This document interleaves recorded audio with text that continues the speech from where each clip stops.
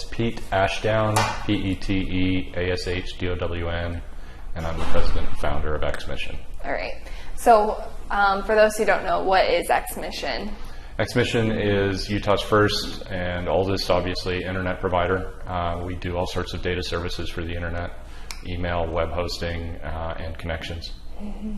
So were you aware of this outage that happened? You know, I actually woke up kind of early this morning around 4:30 and just started looking at my phone and saw it was starting to blow up, and saw that the internet weather report showed all these sites were being down, and knew that something was happening.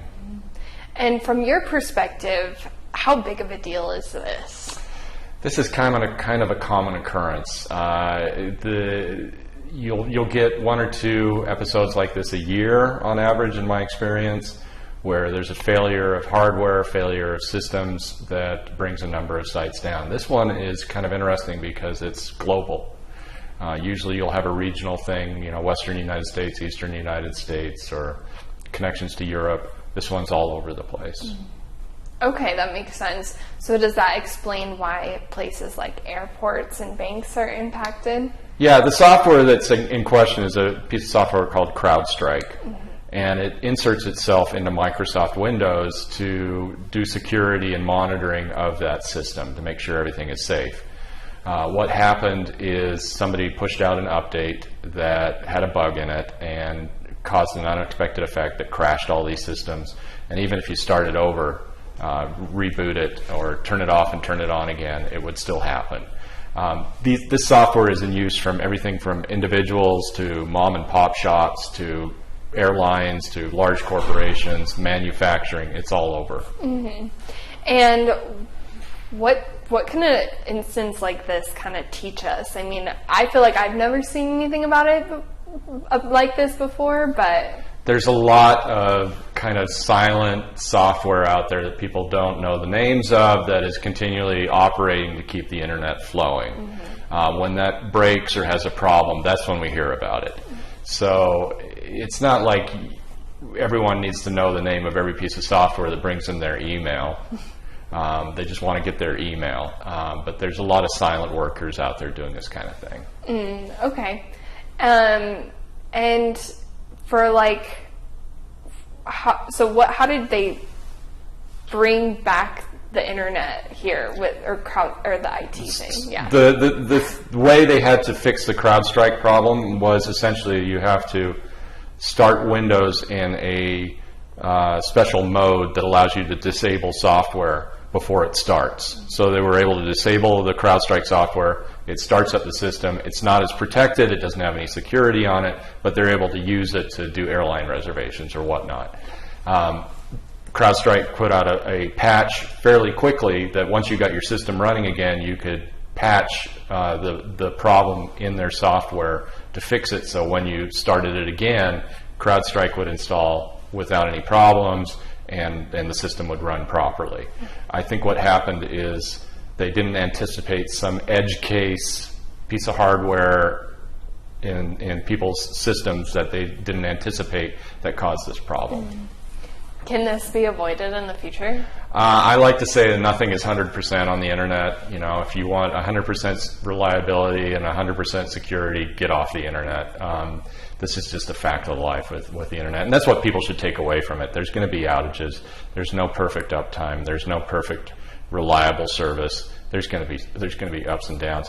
What I think also we should take away from it is we put an awful lot on the internet, and we don't have any sort of manual recourse if there's big disasters like this. You know, the airlines didn't have any other way to do the things they need to do other than the computers, and when the computers are out, everything goes down. Did this impact your company in any way, or is it just our support? You know, people calling in saying I can't do this or that, and us explaining to them what the problem was on. We don't run CrowdStrike on any of our systems. We use mostly Linux systems and a little bit of Mac and a little bit of Windows. But that doesn't mean we're immune from problems. I mean, there's bugs that come out on Linux. There was a fairly significant one late last year that was a security hole that was found by some random programmer that noticed something was up. this could have taken down the entire internet, and it was good we found it before that happened. But this is just a fact of life with software and computers. Okay. So what it sounds like is this happens sometimes, but this specific one, the CrowdStrike software affected Microsoft systems on a global level, which made it different than most time. Internet. Yeah, again, it's a combination of Microsoft and CrowdStrike. If there's a Microsoft system out there that's not running CrowdStrike, it wouldn't have been affected by this bug. So the fact that this is used so widely and so globally is what, when they pushed out this update to all the systems that run CrowdStrike, that's what affected it. How would you define a bug in simple terms? It's something that happens unexpectedly with software that you have programmed. Okay. So it literally traces back to a time when they had mechanical systems and computers, and a bug got into those mechanical systems and jammed it up. That's where it sources from. Wow. So it's something that you don't anticipate in what you're writing. Nobody wants to have bugs in their code. They want to have perfect code, but we're all human, and this happens. Mm-hmm.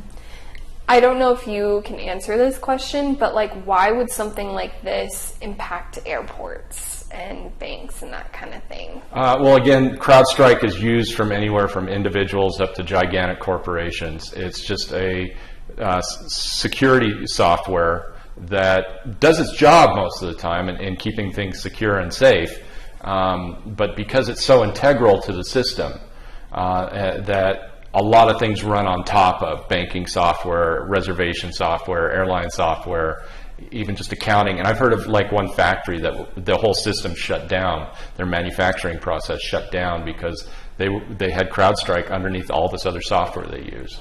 So those softwares just can't communicate, or those... Well, literally, the computer can't start. Oh, okay. So CrowdStrike was preventing the computer from starting up. It would start running, and then as soon as CrowdStrike ran, it would crash the computer.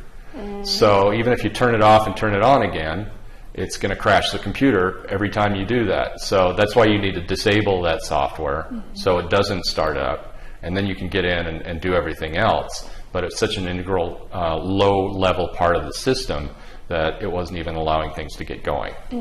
Okay. And from last check, everything's kind of coming back online now? It's a manual, laborious process because it takes human interaction for every single computer that's affected by this. Because you can't remote, a lot of management happens now where you have hundreds of computers in your organization, and a system administrator can control all of them at the same time. Because they don't start up, they have to go to each one, type on the keyboard, disable the software, patch the software, then start it up again. And for some organizations with a lot of systems, that's very laborious. Okay. I feel like that answers all my questions. Is there anything else you would like to add? Just that this is a fact of life. People can't expect the internet to not have outages. We'll have them again in the future, sadly enough. I do have a follow-up question. Should that worry people? I've always had a little bit of nervousness in respect to how many eggs we put in the internet basket. If the internet goes down completely for a long period of time, imagine we can't do financial transactions, we can't do credit card transactions. I never carry cash. There's so much that we depend on the internet for. It makes me a little nervous that a terrorist attack, a coordinated terrorist attack, could shut down the internet. Now, I don't want people to worry. Yeah. But at the same time, we should be aware of the possibilities here. Think about those things. Yeah. Good point. All right. Well, cool. Thank you. You're welcome.